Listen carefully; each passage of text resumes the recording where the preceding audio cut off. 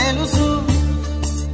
భ్రమాని తెలుసు, బతుకంటే బొమ్మల ఆట అని తెలుసు,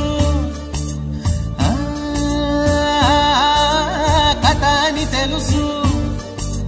కథ అని తెలుసు, కథలన్నీ కంచికే చేరునని తెలుసు,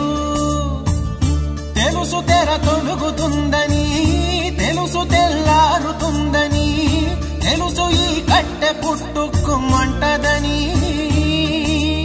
తెలుసు ఈ మట్టి మట్టిలో కలిసిపోతదని,